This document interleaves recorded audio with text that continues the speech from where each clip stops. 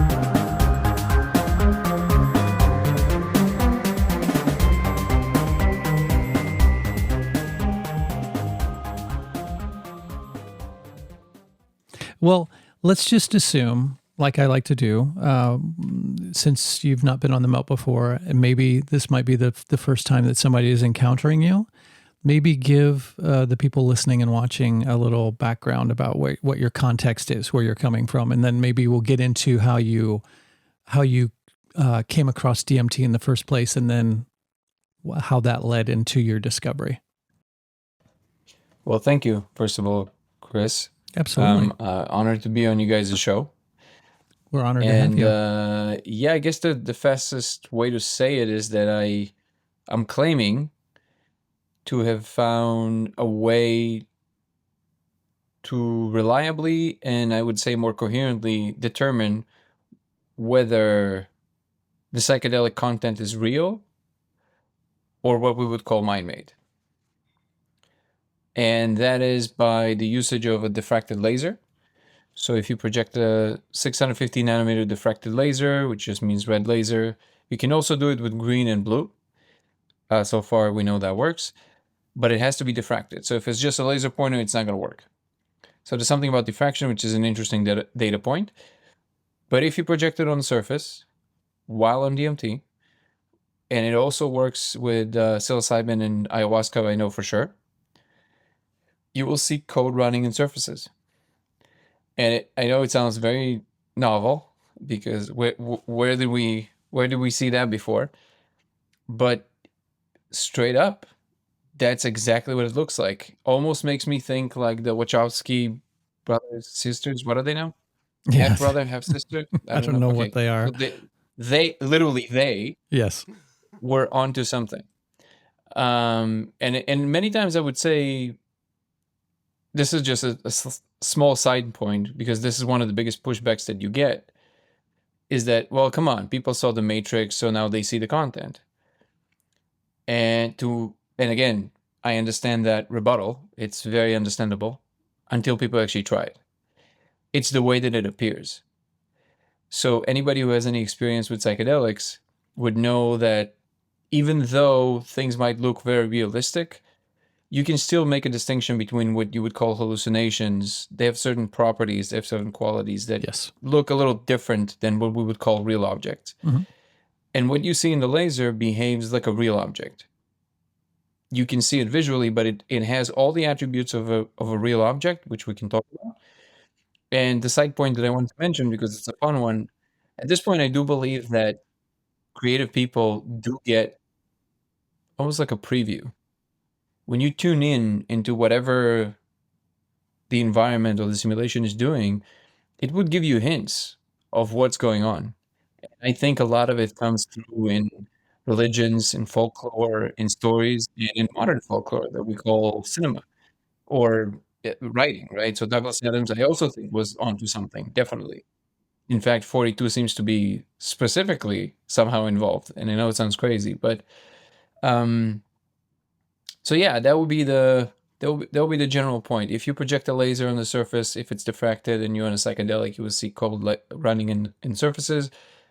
I've started this journey by, when I discovered it, I started, because of the level of awe and just amazement that I've experienced from it, I the first thing I thought was like, okay, either I lost my mind or this I discovered the neatest trick in history with psychedelics. But then I started showing people, and everybody saw the same thing. And that's really the thing that made it different than anything else you're experiencing with psychedelics. It's very coherent, very concrete, and repeatable. And when I started showing people, everybody reported the same thing.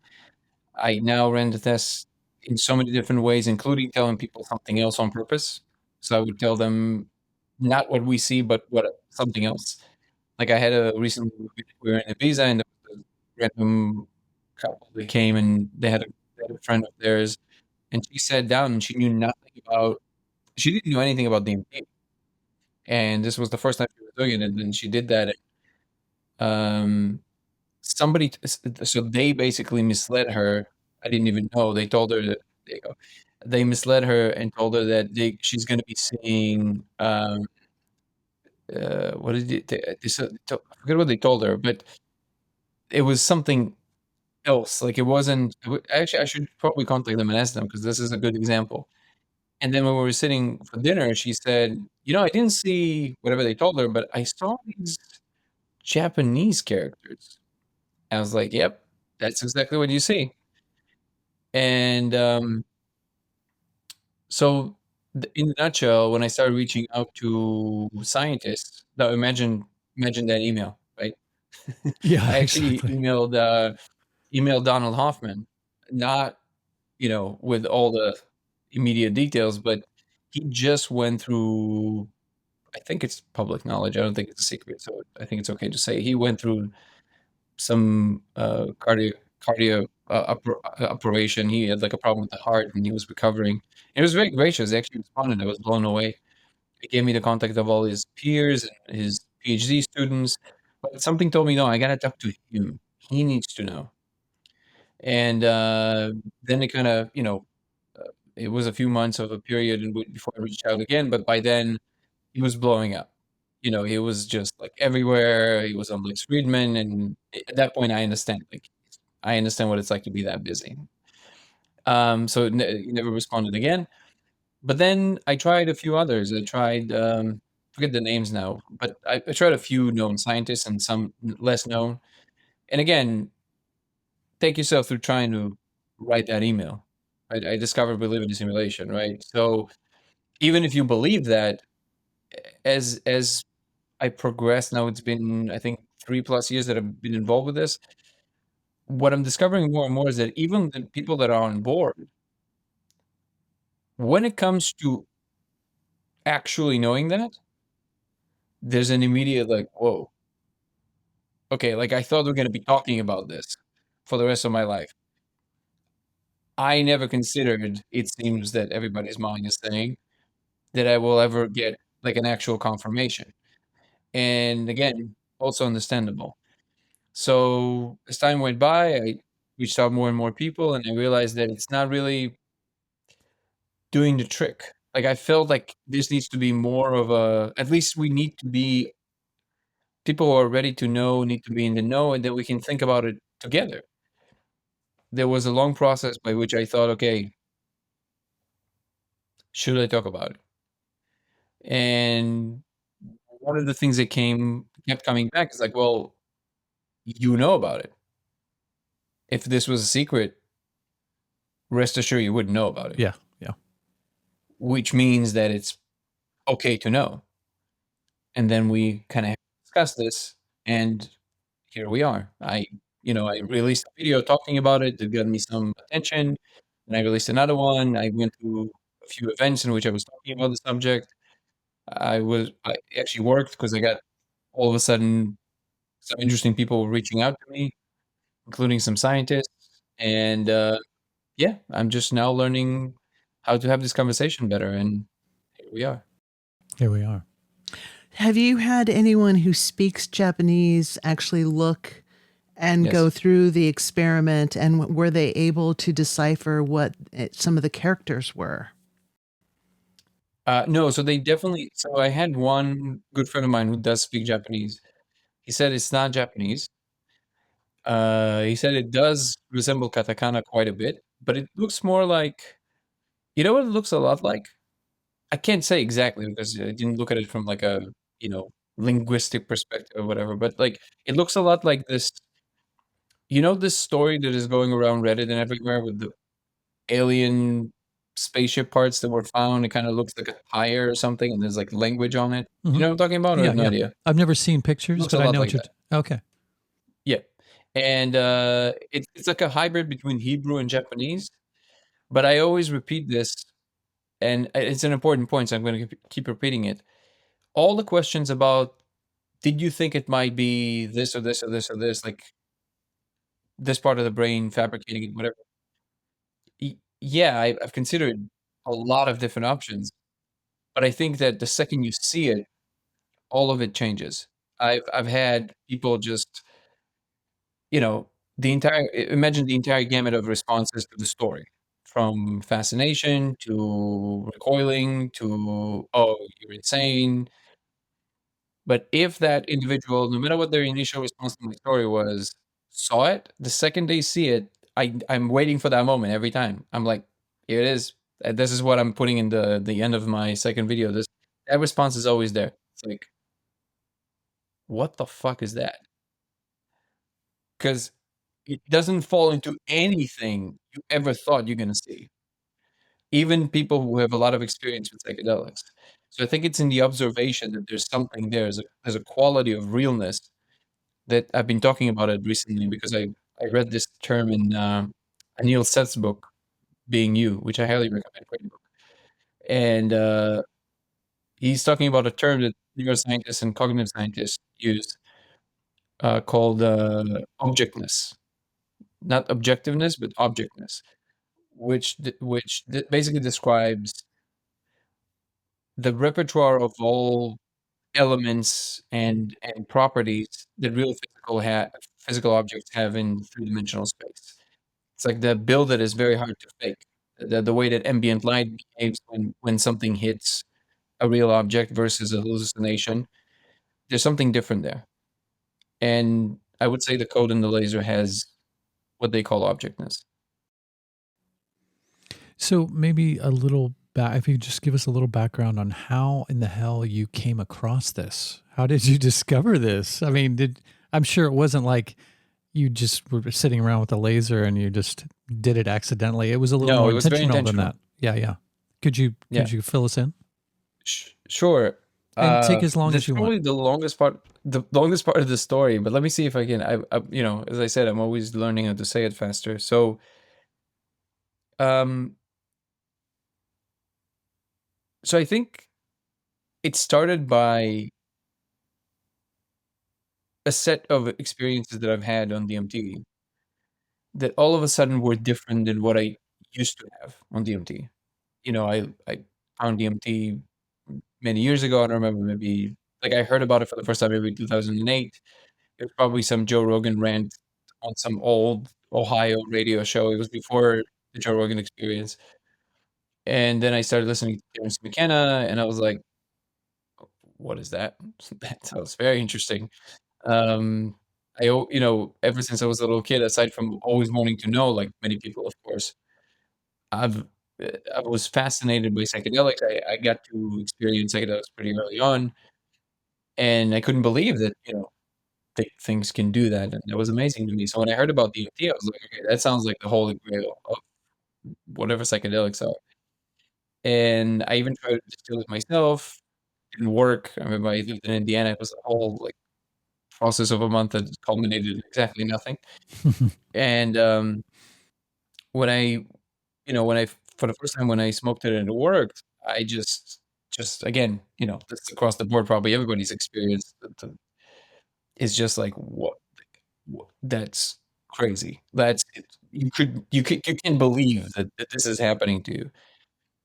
And then imagine, you know, using DMT for many years, maybe 5 or 6 years, and all of a sudden, a set of a completely different experience started appearing for me, which was more realistic than even that, which to people who have no experience with psychedelics or little experience with psychedelics, it would be very hard to convey the difference there. Yeah. But it just became like reality. It just became, imagine an augmented pocket of reality. It just appears like menus and things like that.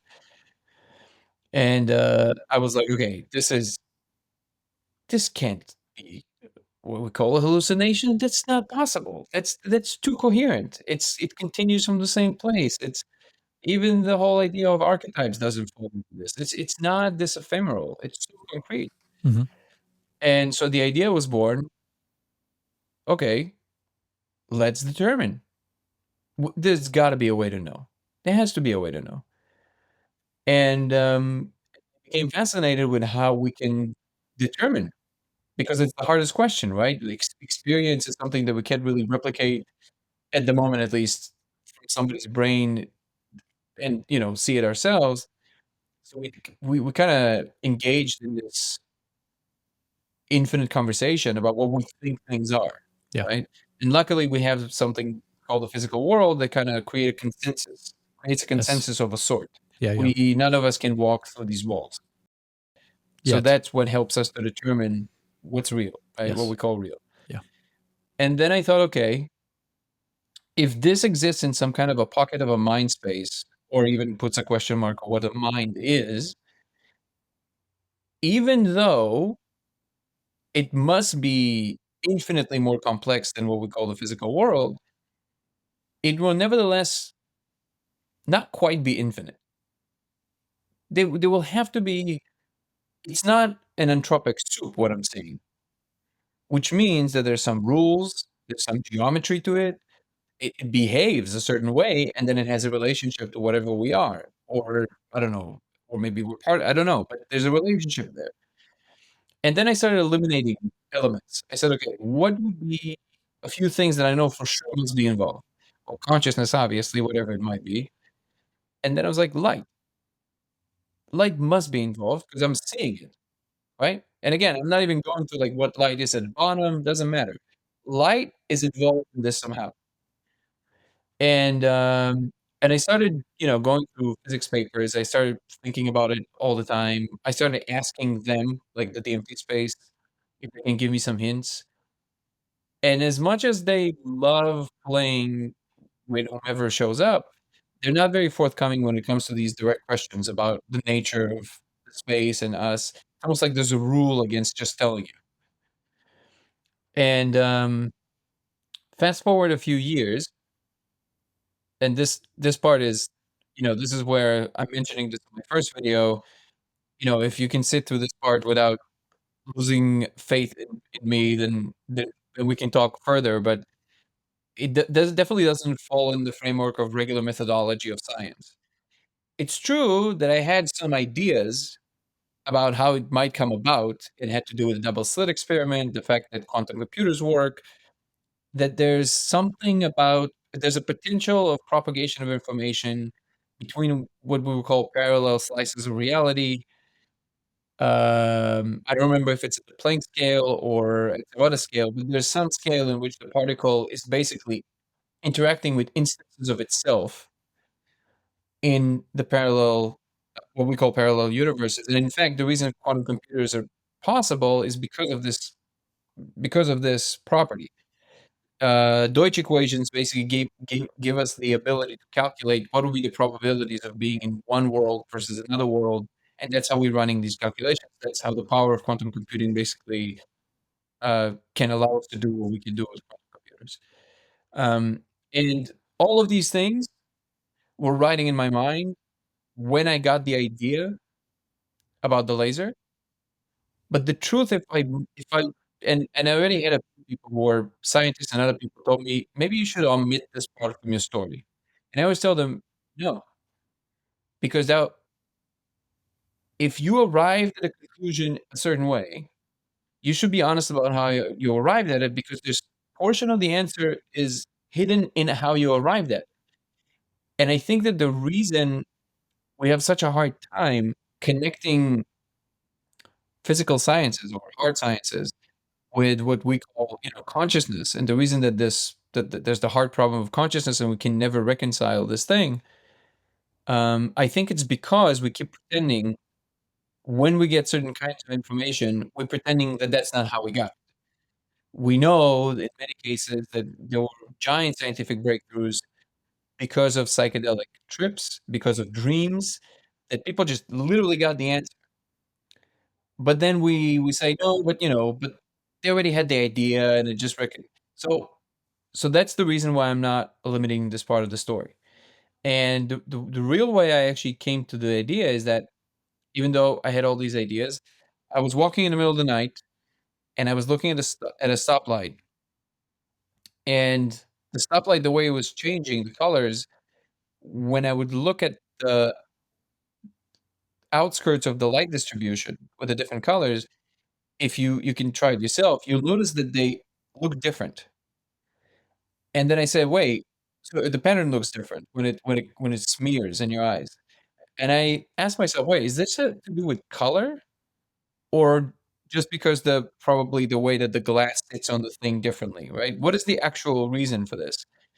And there was a feeling in me that was kind of ramping up. It was crescendoing inside of me of like, yes, yes, yes, yes, yes, yes, yes, yes. Look at that. And I was like, whoa. Like I wasn't on anything. It was just the middle of the night, and I was like, okay, what can this mean? And then I look down and I see these random numbers that, well, they're not random numbers that the Department of Water and Power writes on the ground. Usually means, what kind of power lines go under or whatever.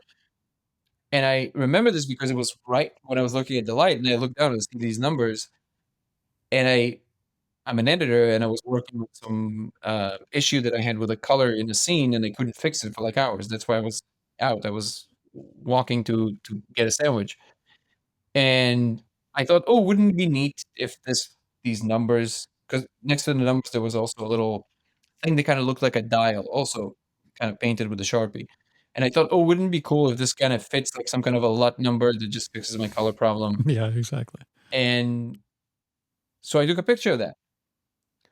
Later, when I when okay, so I get back home, I punch these numbers in Spotlight. Again, people who heard me tell the story, apologies, but this is important. I punch these numbers into Spotlight, not in Google. I didn't put whatever numbers. Just put the numbers, 6 numbers.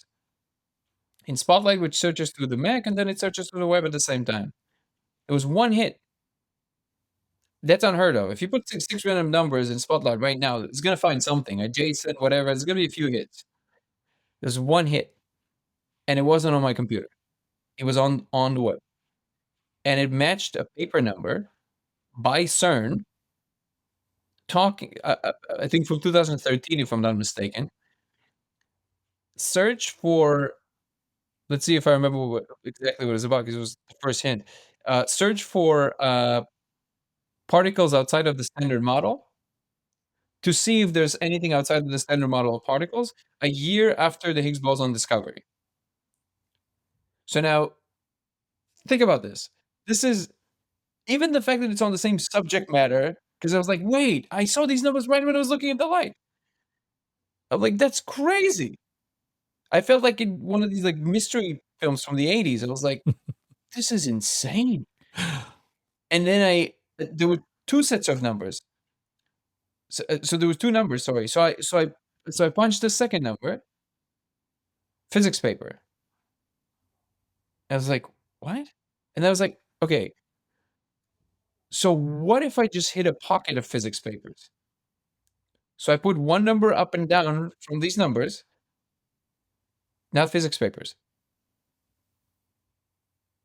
So I was like, are you shitting me?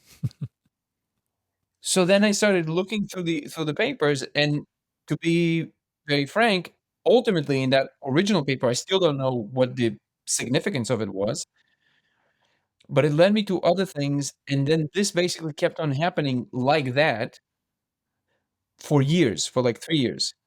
And ultimately, there was one fateful day in which there was like another series of these crazy coincidences, and then papers started landing on this specific thing, which is columnated light, diffract, like it's got to be diffracted 650, 600. It kept on repeating 650, like different things kept on repeating 650.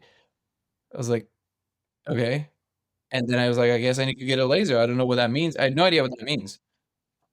And it was right during or right before COVID. So it was impossible to get lasers anywhere. And the irony was that the only place I could get a laser from was China. So I had to like, get it. And then it took it like 3 months to arrive. And even then, I could only get the ones that you have to kind of solder a circuit for. Hmm. It really made me work for it. And then I ordered the thing. It arrives. I solder the thing. I turn it on. There's no numbers running in the wall. Numbers and language, Japanese language running in the wall.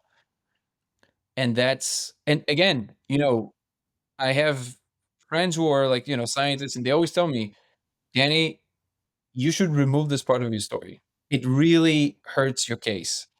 I'm like, I understand, but I can't. Yeah, I That's the don't think truth. so. Like No. I had ideas, but Yeah. that's how I was led to it. Yeah, exactly. And there might even be significance in that we don't even realize yet at this point. Yeah. Yeah. Who knows? So how did I mean, what you, so that led you to a laser, but how did you make the connection of doing DMT, pointing that at the wall and knowing to look for something? Well, it's actually a great question. I never thought about that. I think it was automatic for me. I knew that we're playing a game now, me and DMT, or me and whatever that space is. Sure. I knew that these hints they were significant enough for me to realize that somebody's actually saying these, like somebody pointing my attention there. So I understood it was around DMT. So I didn't know what's supposed to happen. I just literally aimed the thing in the wall and smoked DMT. I was like, I don't know what this is for, but and it was right in front of me. Wow. And your mind was blown. It was, you know what's funny? It took me a while before I truly registered, because when you see it, you like. I was telling my girlfriend at the time, fiance now, I was like, uh, "There's code in the wall." She's like, "What does that mean?" I'm like, "There's straight up code running in the surface." She's like, "Okay," because it doesn't sound like anything, right? Like you're the psychedelic, so big whoop, like you It's an see things all the hallucination. time. Yeah, yeah. Exactly. It's like I said, you gotta see it to understand. There's really, I think this is really the biggest part of my journey now, which is understanding how to talk about it in a way that delivers the weight of the observation versus just what we saw. And I actually think that there's something there that will lead us to a deeper understanding of who we are and what is our real connection to the world. What is consciousness? How do these all of these things connect? What is knowledge? That's a real thing. Like it's an actual force in the universe. There's like, it's not all willy nilly and just whatever. And even I would say in circles where it's not taboo, but it's much less common to talk about things in terms of ultimate truths, objective truths, right? People more in spiritual circles try to always kind of stay more fluid and say, well, there is no ultimate truth. There's just your truth. I'm like, I'm not so sure. And I think that it really matters. It's not that our point of view can't paint a completely different picture from one another. Sure. Of course it can. Yeah. But that's not quite the same as saying there is no truth outside of that. Hmm. And I think there's a certain tendency there that a healthy amount of it is good because it reminds you that there's other points of view. It makes you a little softer with people. It allows you to have conversations from multiple points of view. It doesn't make you so rigid with your convictions.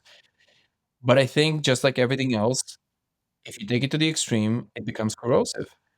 You start forgetting that it's not all up for grabs. There's real that I always mention this example because I think it's just very pronounced, but nobody thinks about it usually. Eventually the sun will become a red giant. You need to know there are truths to overcome this hurdle. Otherwise you never will. You can be the happiest in the world and sit in front of a fire and be happy and dance all night, but the sun will engulf the earth. either you know it or not. That's an objective truth. And this is where it's kind of the reason I'm mentioning it, I guess, is because it's I feel like we're in a bypass as humanity right now. We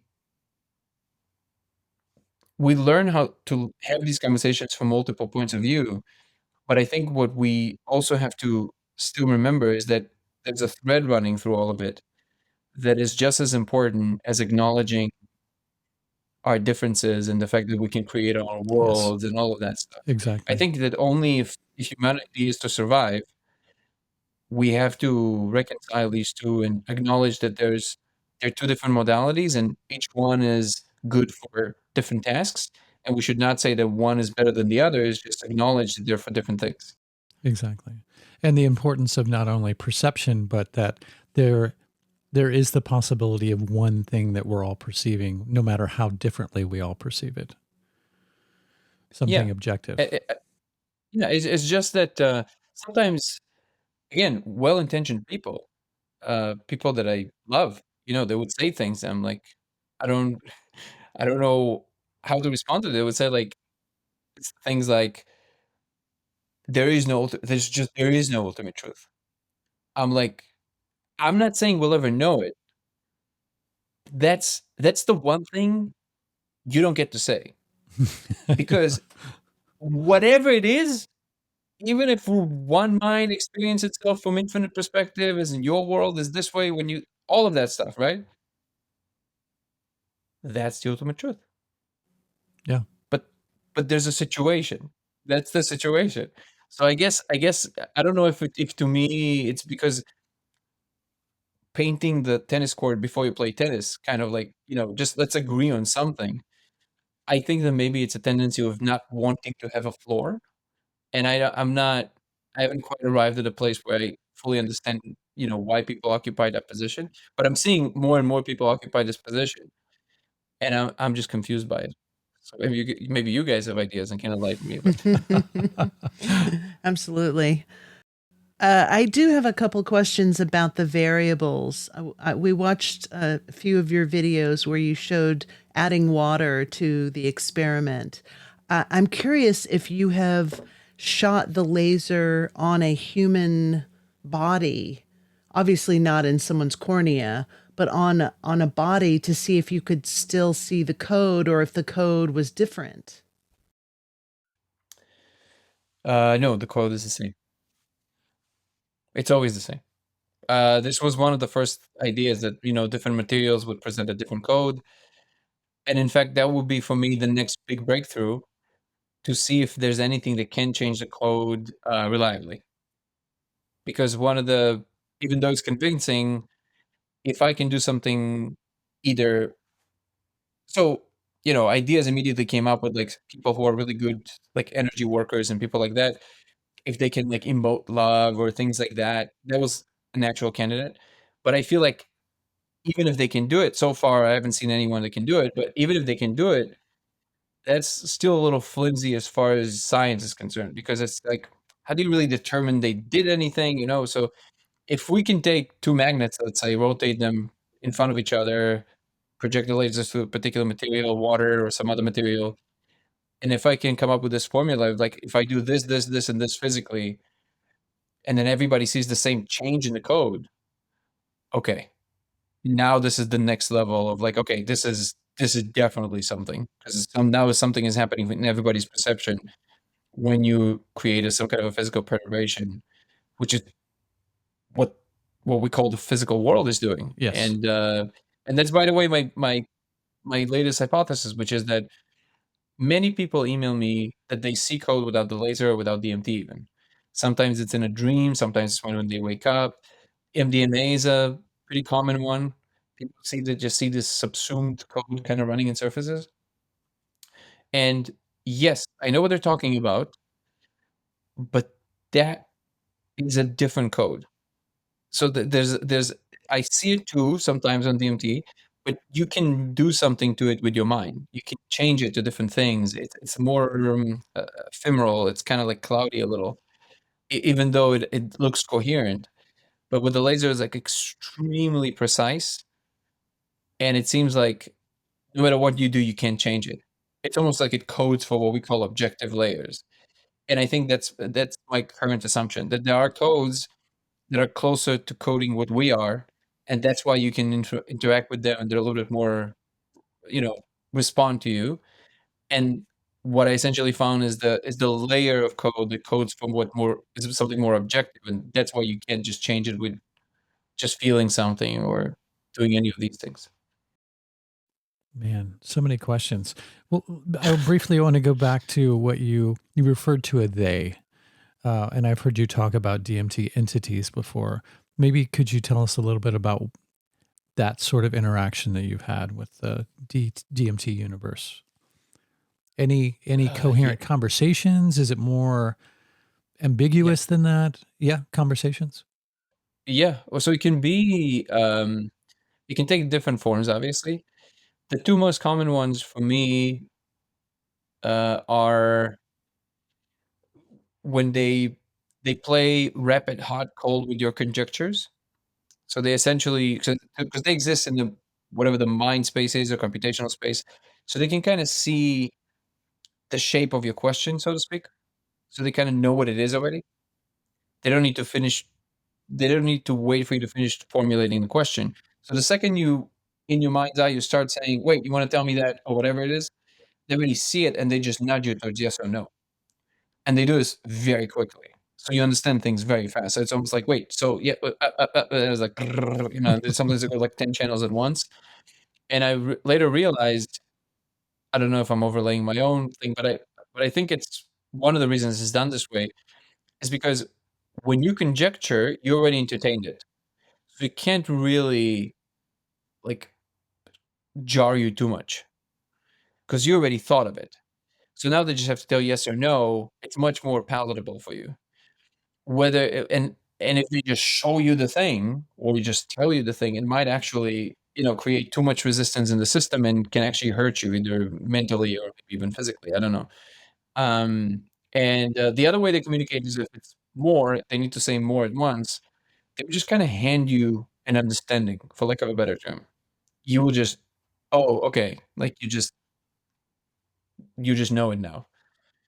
And I don't know if it's like an object or it's not very clear, but they just kind of tell you. And one of certain things they're more cryptic about, and other things they're very direct. So actually, one of the things that was expressed to me very directly, and I don't know if it's because I already kind of, you know, came up with this idea and did all of that. For many years, I was already suspecting that wait, is this like are you simulating the space, whomever you are? And there was never an answer. Whenever I would ask the question, he would always like, "Ooh, not enough DMT, boy." Like it's like disappear. And there was, and one time I remember very clearly there was like a pause. A lot of times they appear kind of in the periphery. Sometimes if you have enough, they would appear in front of you, but most of the time it kind of be something in the periphery. It's right here. And I saw somebody almost like in front of a panel, and I was like, "Wait." So I asked the question again, and then they were like, "Hold that thought." It's almost like 1 second, and it was like they're asking some management or something. And then it was like, "Woo, not enough DMT, not enough DMT." It was like, "Okay." And it was like, "Bye." Um, and, um, and one time, they just showed me. They're like, "Yes."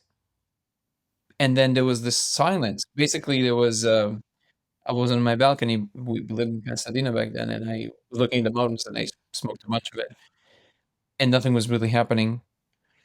And I got the sense, you know, I don't know if you've done it or not, but there's Once the sense of or like, twice. yeah, of like keep doing it. I was like, oh, okay. So just kept on going, and then I saw these literally like steady dishes, like you know, Hmm. satellite dishes, like Yeah. the big ones. They just came out from between the trees in the mountains. They looked space gray, very realistic, like they were just there, almost like real objects that kind of came up. And they had these like just like kinda like the code in the laser, there was, like, digits and, like it's almost like numbers on all of them, and I couldn't really tell if it's all the same or not, it was just a lot of them, but it's almost like simulation number 605, that's what we need right now. It's like, like ordering a movie, and everything was stripped to a grid, like in Tron. And then there was this thing on the bottom of the street, or where the street was, that I could recognize, but I couldn't understand what it was, but I knew it looks familiar. And I couldn't understand what it was. And then I realized that what I'm looking at is the block in front of me, with buildings and everything, just upside down on my side of the street. So if you're looking, like if the building in front of me, imagine that, just somebody flip them, like that, upside down. And then this giant arm, and all these buildings are upside down here. It just goes like in an assembly line. It just goes like this. It just lands on the other side of the street, and then everything stops reforming again. And I see cars appear out of nowhere, just like, and it kept on going like this in like zigzags towards me, and then eventually it just goes like this, like this, like this, like this. It goes, and I was like, and then it was silence, because it definitely does something. And I guess that's also the reason they wouldn't tell me for like 2 years. They just kind of maybe they assess you a little bit. And so that was one of the things that just like yes, that's the answer is unequivocally yes. It's not some other version of what you think. It's that. Now, where that falls in the ultimate picture, I do not know. I don't know if whatever people call source God means it's something that contains everything, including the company or the organization or the beings that run our simulation, but there's like a larger structure, probably, right? There's like a larger, and that is there. Or is the God we think about, or the source that we think about, is a thing that is contained within this pocket of whatever there's, I don't know. I have no idea. I do know that it feels different. So whenever you talk about, source, I think people conflating two things here. I don't think they're the same thing. I think there is a hole in the donut that goes through all of reality, and every single thing by definitions, because it's the hole in the donut, every single thing in reality has direct access to it, just right? But when you do, when you go to these spaces that I'm talking about right now, they can be accompanied by some elements of what we would call spiritual, but I don't think it's intrinsically in there. I think it's two separate things, because DMT really feels very technological. It doesn't feel 5-MeO does. Feels very spiritual, feels like, right? But NN doesn't feel like that. And I'm not the only one saying it. I think it's even though I know that some psychonauts will disagree with me, I would say it's a very concrete line for me. It's very clear. So one of the things that communicated directly to your question is that, but there are other things that in which they also kind of just say it to you, and other things, it's almost like you need to figure it out. And I think the reason is what I mentioned, which is I think it was never a secret, but it's kind of like, a table with a bunch of tools on it, but you got to have a certain mind to understand that A, they're tools, B, that you can do something with them. That's just a matter of where you are in your development. And when you arrive at a certain level, then all of a sudden things become apparent. And I think when this becomes apparent, like it is becoming now, and by the way, it's not just from me. I'm sure that you're aware. There's a lot of different works from Hoffman to actually the episode I'm releasing tomorrow with the physicist Melvin Bobson. He wrote this, and he just discovered a new a new law of physics that points to us actually living in a simulation. So when we arrive as humanity into this pocket of understanding, I think that because it is jarring, because you reformulating everything you understand about the world, they have a process, a protocol by which they're cushioning the process from the other side. It's almost like they're making sure you don't freak out. Yeah. And then there's like this process by which they're taking you slowly. And if there's breakthroughs, they got to be like, okay, are we all ready for this breakthrough? Because if not, we got to slow down that process a little bit. And I think that's who they are. I think they are. It's one of the most common questions I get. Who is they? Yes. Straight up simulating the space or tending to the simulation. One of these. It's either the management company that just basically understood that there's an ability to simulate from the fabric of reality, but they don't know who created the original thing, or just like in the movies, straight up on a computer and you just being ran on a different substrate. With one modification, you either don't have free will throughout, which means they don't either. There you go. Or What is that? or that's like new OS. It does that. It just does it randomly. See, it doesn't always happen. And or everything has agency to a degree. There's one thing that must be coherent throughout. So it's not like if we are in a simulation and they have agency, it means we have agency, and therefore, even if you run it on a computer, it doesn't matter. Your experience is still very real, and that's all that matters. There is no difference between that and the laws of physics.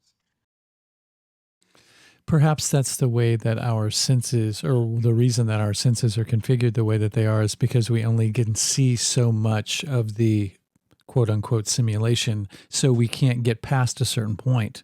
So we're hoodwinked in a sense to not, to keep us from going crazy or to keep us, behaving as if we live in a much more solid, one-dimensional, three-dimensional reality than actually exists. So we're kept in line, or we're keeping our sanity that way, or Can I jump in here? please do. Of course, please. I don't agree with that. I think I said that perhaps. I think that one of your With which part? experience, Sorry, just which part that the you disagree part with? that we are basically being encapsulated so that we don't penetrate this invisible membrane. I think what I heard from you is something that I experienced in my own life, and I'll touch on that in a second. But you were given clues along the way, and I think this is kind of how this is laid out. It's like being in a puzzle, and it's really about, are you paying attention to these puzzle pieces to be able to connect all of these dots? So for many years, I was involved with Carlos Castaneda, and he gave many skills to people. He said, if you do these very specific things, you can do other things. Like you can have access to the dreaming realm, and you can have consciousness and awareness in the dreaming realm. These are the tools that you use to get there. What I found after many years of doing these specific movements and other exercises was that I did have access to another dreaming realm that he and his cohorts were inhabiting. And I think what I'm hearing from you is that there is this reality that may be sublimated, or just a membrane right on top of this reality that we all have access to, but it's really contingent on our level of discipline to be able to see those clues and to be able to penetrate that membrane. So I think we all have access to it. There may be, the conspiracy minded who would say, well, there's these dark overlords that are keeping us from this. Archons. Well, maybe not. Maybe all of this stuff is laid at our feet, but we're too busy Instagramming. But if we were paying attention and we looked up and we saw the stoplight, and then we looked down and we saw, and then we took that information and put it into the mainframe, then it's like, then you start to see more and more of these steps and how these things are all connected. I'm in full agreement with that. It's the hole in the donut that I'm referring to, essentially. Everybody has access to it, no matter if they heard a story, didn't hear a story. The hints are in your experience. And I would say that it's very similar to me to the way that a chick hatches. If you break the thing for the chick, that it might not survive because it Yep. won't be strong enough. Yes. And it will be the same things. But you can provide some heat. You can give some clues, maybe a little bit. And also maybe if the process, if it gets to the point where, okay, that it needs to hatch and it lingers, okay, then you can maybe go in and like do small interventions. But really you wait as long as you can to allow things to happen, in a natural automated way, or people don't like the word automated, but so in a natural biological way, let's call it. And I would say that it even connects directly to technology, because I think that what's happening is that we essentially we discovered computation. We didn't invent it. Computation is not arising from any law of physics. I don't know if how many people know this, but there's no law of physics that dictate that computation should be possible. You can do computation with waves of the ocean. It will just take forever. But really, you can do computation on any substrate. It's a universal thing. And that's what the universality of computation of Turing is. And what we discovered is essentially interacting with a new thing in nature, and we're building devices that help us interact with it and do things with it, just like we discovered electromagnetism and everything else. And you can't just interact with electromagnetism just by itself. Well, the human brain does pick up on some of it, but not to do heavy lifting at the moment, right? You need magnets. You need to understand how it works. Same thing goes for computation. So what we do with it is entirely up to us, and it will also determine our trajectory through that space. If we use it for just to be an attention grabber, because we're coming at the world from the perspective of gain and nothing else, gain and control, this is where I am, fully on board with hippies. Was like, if we only do that, there's no question in the world that we will demolish ourselves. Because at the end, you're going to run out of road. Like, how fast do you want to go? Right? It's not about that. But at the same time, blaming the technology is also a mistake. The technology is not at fault. You can, like anybody who played with ChatGPT for 5 minutes knows, you can do magic. And I know that some people are afraid that it's going to make us dumber. I don't think so. Like, I can do things with ChatGPT, like, just going through rapid questions and refreshing your memory about very complex things, which is something that you can't really do with Google at the moment. And then it can write software for you. So you can literally create. And really, it gets to the core of what I think is why we're not immediately become the thing, but we're in this egg. Because thank God for physical matter, because it constrains us to it's the training wheel. It allows you to have a hiatus between the moment you had a thought and the moment that that thought becomes reality. Because if that wouldn't be the case, we would be out of control. 'Cause imagine every single thing would come to your mind, either you're in a good mood or a bad mood, would just manifest. Yeah, This exactly. would not be a good place. So thank God for physical matter that creates a buffer, and it creates some resistance until these things manifest, right? And I think where we're going is a place where there's less and less of this boundary. So you really need to know how to fly when you get to a place where things just happen as you think them, or as you conjure them into existence. So in that sense, I do believe that it's almost like a God's training school.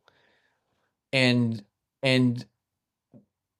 if you want to buy into the whole, the narrative creates reality, which I'm agnostic about. I have nothing against it and not necessarily like fully on board with it. But it would make sense to me that the mind must operate under a story to create a coherent trajectory. So how do you convince yourself, your mind, that you can do anything? Well, you need a coherent story that would make sense of that fact. So if I tell you right now that you can fly, you might say I believe it, but you don't really believe it. Like there's no actual, like, not every ounce of your being just knows it. You don't Right? embody it. Exactly. So you will definitely die if you jump Yes. out of the window, Yeah, right? it's happened. If it's high enough. Yeah. Yeah. But if you create what we call virtual reality and you make it real enough, then if I walk into, so imagine a scenario, right? 30 years from now, we stayed really good friends. You guys come over. I'm like, guys, I got to show you this newest thing. It's crazy. Okay. We're all putting whatever version of virtual reality in that moment. We turn it on. I'm like, we can literally fly and it feels real. And you go, no, yeah. And then we go up the window and we fly. We straight up fly and it feels real, completely real. We're just like flying like Superman. We get back and I say, okay, you ready for this? That's what needed to happen for us to understand, and I take off the glasses, Mm-hmm. that this was never a barrier. Yeah. And that I fly. Yeah. So you first have to convince your entire being. So the story we're telling ourselves is the technological story. But the story, and this is something that I really love about people like Charles Eisenstein, who really devote a lot of attention to the story part, which is the story has its own life and it has a trajectory, and we're navigating it. So if we're just telling the technological story, we end up not in good places. If we just tell the spiritual story and nothing else, I think, and many will disagree with me, we also don't survive. It has to be a joint story. It has to be a story that takes the middle ground, a story that understands there's a time and a place for everything, balance. And I think that humanity's right and left hemisphere merger is what is being attempted right now. And how we pass this test will determine what kind of a place we're going to emerge from.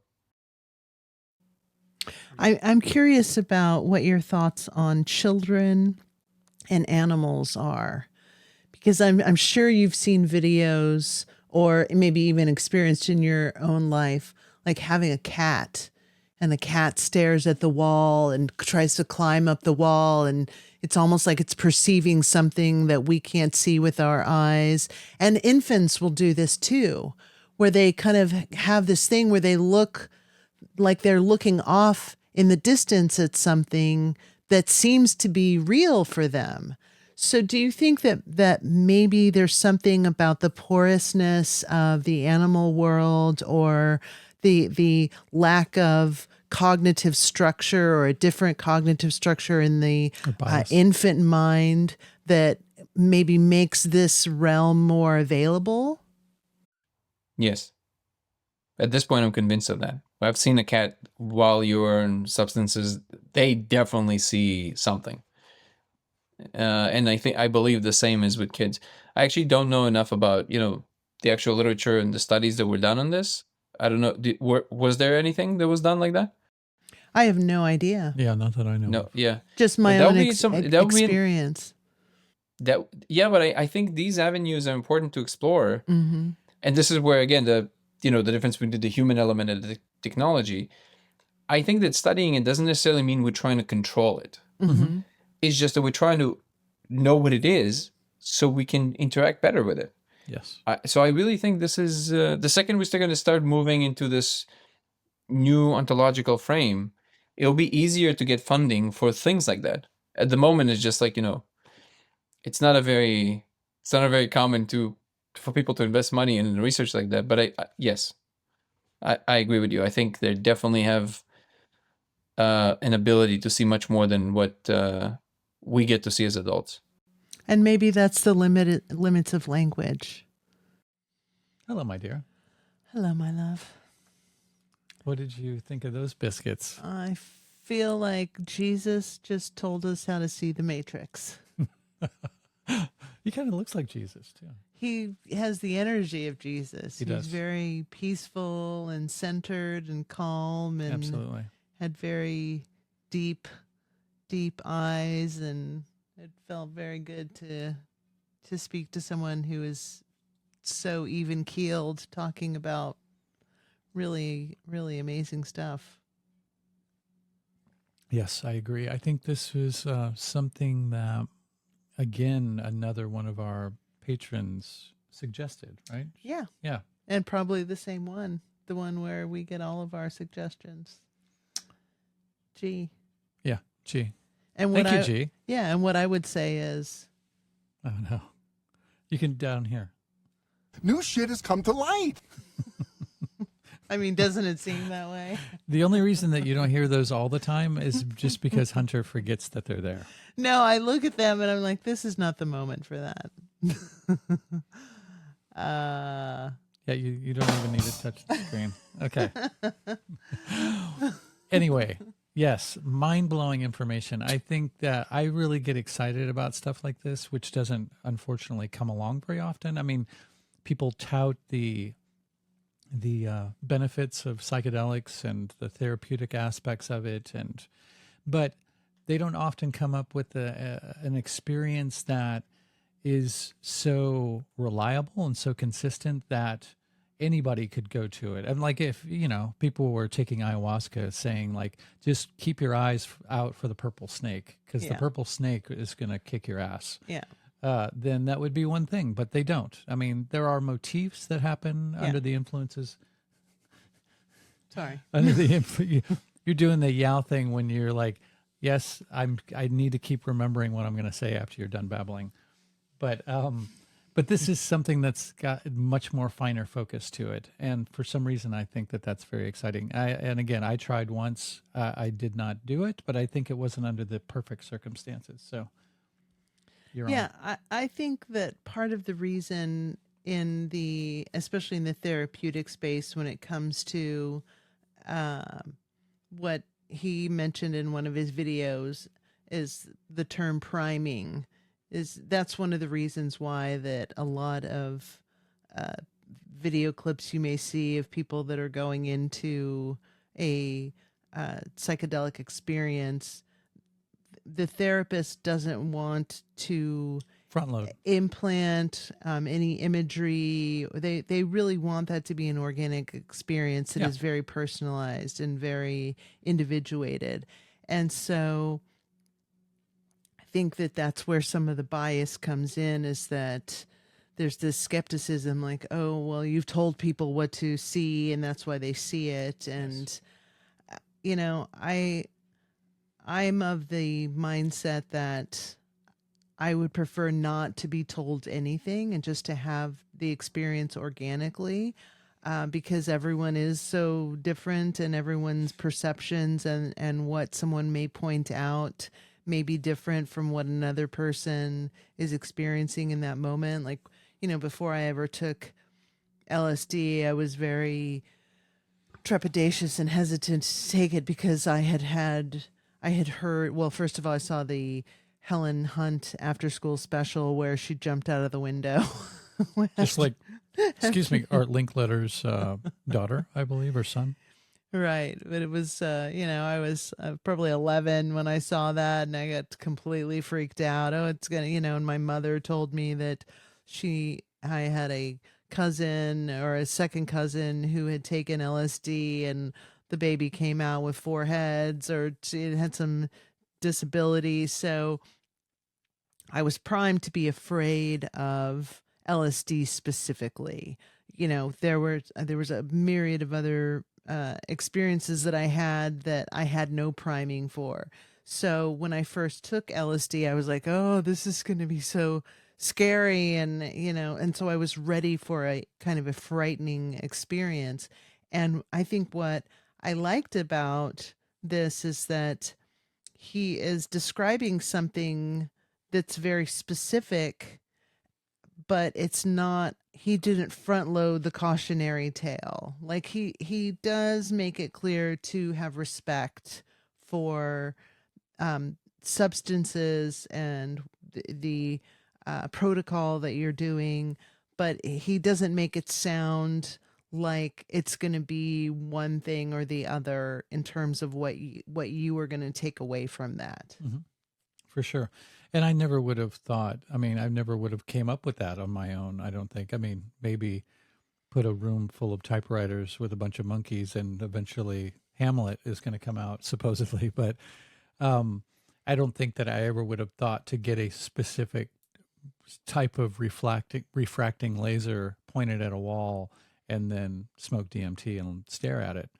So I think, yeah, that's a good placeholder. But I don't think it's, I mean, is it front loading if it's there, if it's a tangible, actual experience? I mean, it doesn't sound the way that people describe it like it is subjective. It seems like when people do describe seeing it, the way that they test it is it's like the hallucination doesn't move with you. The hallucination stays in the same place. Um, and they all, I don't know. I mean, to me, it just seems like I understand what you're saying about front loading, because I think that if you're in a therapeutic setting with a psychiatrist and they're prompting you about, now is that where this where the dinosaur touched you or whatever, then that's not a good thing, because especially if you're in a vulnerable state of mind, because you are easily going to be led in a particular direction. But Well, I think letting I don't know what go, I'm saying. I think letting go of control, or of what someone may consider consensus reality, can be very frightening. So if you don't have a lot of experience letting go of consensus reality, and then you put yourself in the context where the pendulum has swung very, very far in the opposite direction, I think that can be extremely unhinging. For sure. And so the respect I have for taking any psychedelic is understanding that not only are the set and setting, my physical setting and my physical set important, and the environment around me, but again, it's this idea of the plant or the medicine accepting me. So if I'm not in the right state of mind, and I have had more than one experience like this where I was not in the right state of mind and I took the substance and I was just like, nope, we're not going here. Like, I'm just not in the right place to experience this. So I think that is so much an important dynamic, is that to have respect. Like, I wouldn't do this and go to a rave. Like, yeah, brah, let's take the laser to the Woof. rave. Where I would have done that when I was 15, 16, 17, because I did want to push myself to the utter limits, and I didn't really have respect or reverence for these plant medicines and these substances. And I was like, well, let's see how far I can take this. Let's go to the extreme and jump off the mountain.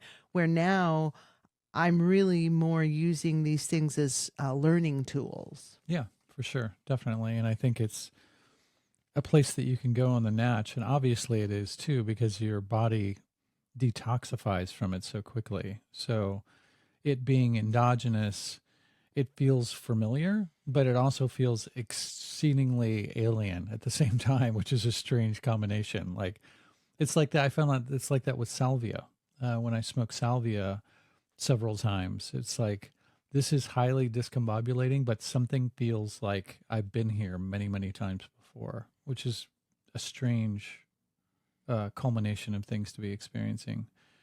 But yeah, I mean, the thing with DMT is you're in and out quickly. So if you're having too bad of an experience, too negative or too overwhelming, just hang on. You'll be on the other side of it very, very quickly. It's interesting. I would love to get somebody from DMTX, the people that are in England that are doing the research on keeping the peak plateau of DMT going for, like a straight 45 minutes. In order to sort of map that territory, instead of just popping in, having these entities greet you and go, oh, we have so many things to show you, and then them barely getting started before you're pulled back out again. Well, what Danny's talking about is, again, a layering experience where you're doing breath work and then you're doing the experience and then you're doing breath work. So it's not, I mean, that could go on all night. That could go on Sure. for a 30-minute stint. But I like the idea of water meeting its own level. That this is not taking you to a place beyond the place you're prepared to go. So while everyone may have the character experience and see the characters, not everyone is necessarily, maybe not everyone needs that lesson, or not everyone is prepared for that lesson. But I think that the substance is meeting you where you are and saying, okay, this is where, like, this is your edge. And I think everyone's edge may not be consistent. So it's important to respect that and understand that. Sure. That's all that I have to say to that. You've put it succinctly. Yeah. So it'll be. And when do you want to? Do you have any idea of when you might want to dip into that? Okay. I'm dealing with a cheeseburger right now. I didn't mean tonight. Just kidding. I was thinking maybe tomorrow. Anyway. Before pizza. Yeah. I don't know if there's ever a time where I haven't eaten in 4 hours, but I wanted to say when he said that, I was like, well, Chris is out. yes, I live with a hobbit.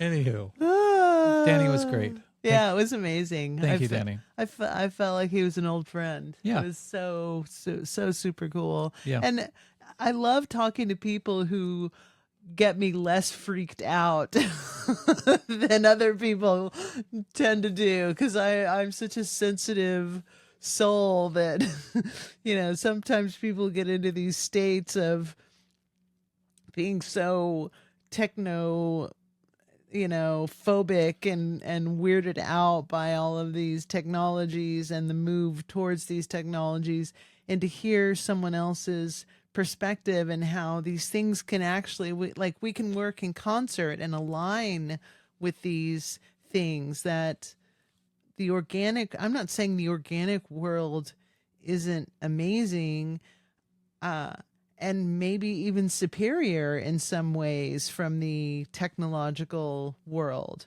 But I think what he's saying, what aligned with me, what he was saying is like, okay, let's work within the confines of these two things. These two things can work together. They don't have to butt up against each other and work against each other. And that felt really empowering for some reason. Yeah, he's got a very good attitude about all of that. Yeah.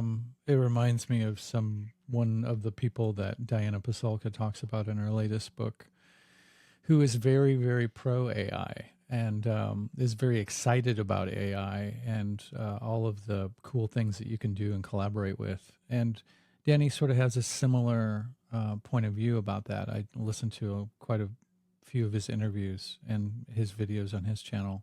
Yeah. And he's, some people draw a line between technology and humans, or technology and the natural world, when really that line isn't there. I mean, everything is the natural world in one sense or another. It's just a little maybe farther away from the organic source than some things. Like a beet is not as, or is probably more organic, and maybe it's not, than a robot, But maybe they're just delineations of the same thing. I don't know. But he doesn't have that technophobia. Obviously, if you think we live in a computation and aren't freaked out by that concept in and of itself, then you're probably in a pretty good place with it. And he is. Well, there's someone in Brazil or Argentina. It escapes me now, that Huberman was talking about, who has or it was actually the Lustig interview that he recently had, where they were talking about classes of food. So class 1 apple, for example, would be an apple you pick straight off of a tree. Class 2 apple would be the apple that you slice. Class 3 would be apple that's in like apple sauce that's been processed. And then class 4 would be like Apple records. apple juice or an apple gummy. So, or no, the class 4 was a McDonald's apple pie. So still considered in the apple realm, but how much of that really contains apple compared to the apple you've picked off of a tree? Both could be considered in the realm of the organic. They still have some of the same ingredients, but one is more pure than Less processed. the last level of that. Yeah. So it's the same thing with a computer. A computer has some of the same elements as something that is organic, but it's gone through many steps before it got to the computer level. So it's what we assign to that. It's what we put into that. It's what we overlay on top of that is really informing our relationship with it. All of this inside of a simulation. So none of it's real. Well, a simulation, what I trip out on is like, okay, so how many simulations are going right now? Yeah. And I was just joking, really. Yeah, but maybe not. Yeah. Like, Well, and yeah, I mean, that concept alone we could have talked about for over 2 hours easily. We just didn't drill deep into, okay, so what kind of a simulation are we talking about? Because I brought up we've almost been going on for 20 minutes. The physical world being a simulation of something that's much less coarse. Right. Yeah. And we think it's like a computer simulation or something like that. I don't think it's that easy. Maybe organic, like these things, are a simulation of something that's much more fine. right. Does that make sense? Or is it the Truman Show? Yeah. I mean, there's also like, okay, are we autonomous beings somewhere else working our avatars, or are we existing right here, right now, but we just don't know that we are simulated beings that are so well simulated that we don't even realize that we're simulated? Am I bringing it back down again? No. Okay, good. Just things to think about. Just rolling rolling. with it. Rolling with my homie. Oh my God. I look like I've been sucked through a meat grinder. I love it. It looks like you could kick my ass. I don't know why your hair makes it. I don't know. I'm going with this kind of like thing. Yeah, I don't know. It reminds me of something, but I can't think of what it is. The Nick Cave was the only thing I could think of, but it's the top thing is, I don't know what it's going to hit me. Bolt out of bed 3 o'clock in the morning. Is it like a Marvel heroine, like not so lightning superhero or thunder or whatever her name is? That's Flash. What's the Halle Berry one with the white eyes? She's one of the X-Men. Electromagnet. I don't remember. It's been so long since EMF. since I've seen an X-Men. 5G. Okay. Good times. Okay, yeah, good times. Anyway, It was good times. I yes, really it was a loved that blast. interview. That was amazing. yes, the first of more. Yeah, I definitely want him to drive through with Kelsey and for us to hang out and For sure. shoot the shit. Do some DMT. Do some laser staring together. Okay. I like that he said it won't fuck your eyes up. Yeah. I'm more interested now. I just want to laser it without anything. I'm going to go up and fuck with the laser. Okay. See what I can come up with. So you can get the dogs to chase it. No, I did want to mention that though when you were talking about your first experience. I wanted to say I'm shocked you didn't mention the incessant dog licking that you heard in the background. Yes. Yeah, that was disturbing, but no more disturbing than it is on any day. Really. Like, how clean do your balls need to be? Really. I'm not going to defend my dog's grooming. No, I mean, that's what they do. I don't know they're that just they were cleaning licking their themselves. balls. It's usually like But- here, like this area, they're licking for hours. Or each other's buttholes. I mean, Oh, it's everything. That's just funnier. I than don't, like, yeah, I just don't want to end on that note. Can we talk about apples again? apple a day, Dog apples. dog apples. All Anyway, right. we're digging All ourselves right, in my deeper. Friends. Thank you so much for getting this far. You should be awarded. I know. Um, Exactly. Hopefully, you were able to glean many positive things from this conversation. I certainly did. It's such a long one, too. It's a I wish good I could one. remotely disable the launch pads there. No. Are you going to do another one, or should I even bother talking again? No, you can talk. You know that I knew owl. Okay. The Melt Podcast at protonmail.com. Hunter-Muse at protonmail.com. Another really long one. Until next time, much love. Keep it real.